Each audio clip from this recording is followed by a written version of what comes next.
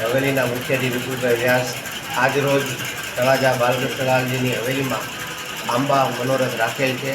પુષ્ટિ માર્ગની અંદર 6 ઋતુ પ્રમાણે દરેક શિંગાર, વસ્ત્ર, ભોગ આ બધું ધરવામાં ઠાકોરજીને આવે છે. અત્યારે ગ્રીષ્મ ઋતુ ચાલુ છે તો તેમાં અત્યારે કેરીની સિઝન છે તો ઠાકોરજીને કેરીનો ભોગ ધરવામાં આવે છે. એમ દરેક ઋતુ પ્રમાણે અલગ અલગ સામગ્રી ભોગ એ બધું ધરવામાં ઠાકોરજીને આવે છે અને તે પ્રમાણે ઠાકોરજીને લાડ લડાવવામાં આવે છે.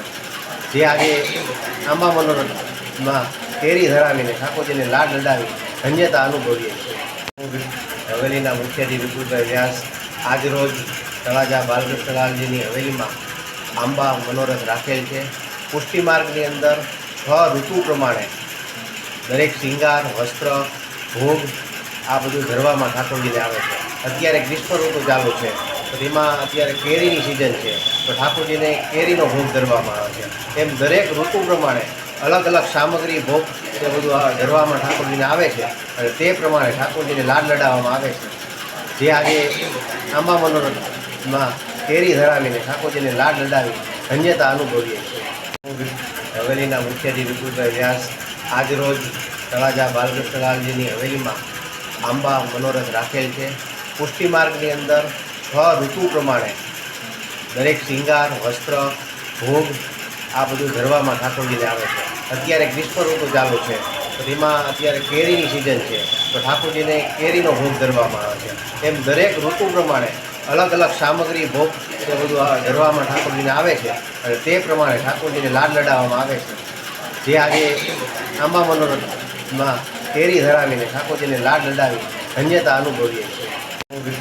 હવેલીના મુખ્યજી વિપુલભાઈ વ્યાસ આજરોજ તળાજા બાલકૃષ્ણલાલજીની હવેલીમાં આંબા મનોરથ રાખેલ છે.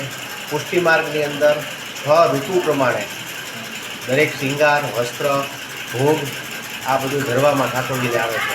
અત્યારે ગ્રીષ્મ ઋતુ ચાલુ છે તો તેમાં અત્યારે કેરીની સિઝન છે તો ઠાકોરજીને કેરીનો ભોગ ધરવામાં આવે છે. એમ દરેક ઋતુ પ્રમાણે અલગ અલગ સામગ્રી ભોગ એ બધું ધરવામાં ઠાકોરજીને આવે છે અને તે પ્રમાણે ઠાકોરજીને લાડ લડાવવામાં આવે છે. જે આજે આંબા મનોરથમાં કેરી ધરાવીને ઠાકોરજીને લાડ લડાવી ધન્યતા અનુભવીએ છીએ. હવેલીના મુખ્યજી વિપુલભાઈ વ્યાસ આજરોજ તળાજા બાલકૃષ્ણલાલજીની હવેલીમાં આંબા મનોરથ રાખેલ છે. પુષ્ટિ માર્ગની અંદર 6 ઋતુ પ્રમાણે દરેક શિંગાર, વસ્ત્ર, ભોગ આ બધું ધરવામાં ઠાકોરજીને આવે છે.